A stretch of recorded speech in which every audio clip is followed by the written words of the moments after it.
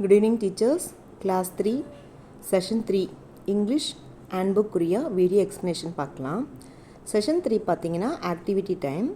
இதில் நம்ம செஷன் 2ல் அந்த சொல்லி கொடுத்த பாட்டை என்ன பண்ண போகிறோன்னா குழந்தைங்களுக்கு ரீகால் பண்ண போகிறோம். அது மட்டும் இல்லாமல் குழந்தைங்க கொஞ்சம் சென்டென்சஸ் இங்கிலீஷில் இண்டிபெண்ட்டாக எழுதுகிறாங்களா, அவங்க ஒரு ஃபியூ சென்டென்சஸ் குழந்தைகள் தானாகவே எழுதுகிறாங்களா என்பதை நம்ம பார்க்கணும்.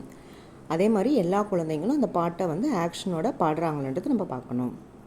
இப்போ இதுக்குரிய மெட்டீரியல் ரிக்வயர்ட் பார்த்திங்கன்னா டெக்ஸ்ட் புக் மட்டும்தான். டிஎல்எம் டெக்ஸ்ட் புக் மட்டும்தான்.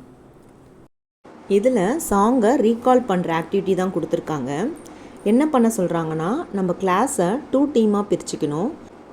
டீம் ஏ டிபின்னு 2 டீமாக நம்ம கிளாஸை பிரிச்சுக்கணும்.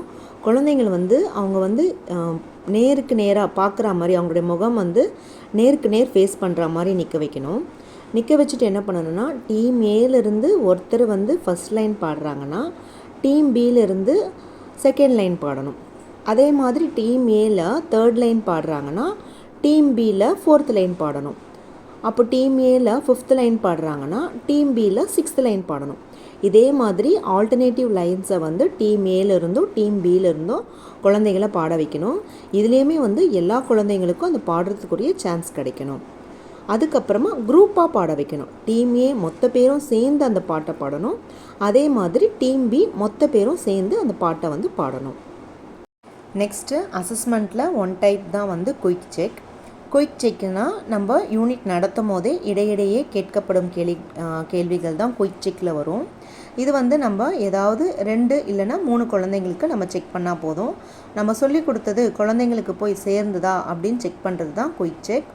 இதில் என்ன கொஸ்டின் கேட்க சொல்கிறாங்கன்னா, tell me 1 thing you like to do in school. குழந்தைங்களுக்கு என்ன பிடிக்கும், அவர்களுக்கு பிடித்த எதனா ஒன்றை நம்ம சொல்ல வைக்கணும். இப்போது இந்த பாட்டில் நம்ம ரீட் ரைட் பற்றி தான் நம்ம சொல்லி கொடுத்துருப்போம். ஸோ அவங்க என்ன சொல்லலாம்னா, I like to read in school, I like to play in school, I like to Singh in school. இது மாதிரி ஏதாவது ஆன்சர் குழந்தைங்க சொல்லுவாங்க.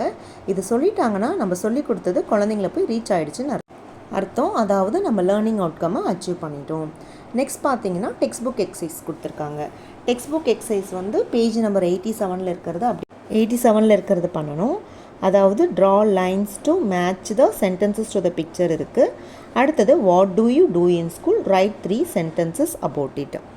இதுக்குரிய வீடியோ வேணும்னா இதுக்கு எக்ஸசைசஸ் மட்டும் தனியாக போஸ்ட் பண்ணியிருக்கேன் டீச்சர்ஸ். அதை நீங்கள் யூஸ் பண்ணுறதா இருந்தால் யூஸ் பண்ணிக்கலாம். அதே மாதிரி சாங் வீடியோவும் செஷன் 2ல் அட்டாச் பண்ணியிருக்கேன். செஷன் 2 வீடியோவில் இருக்குது.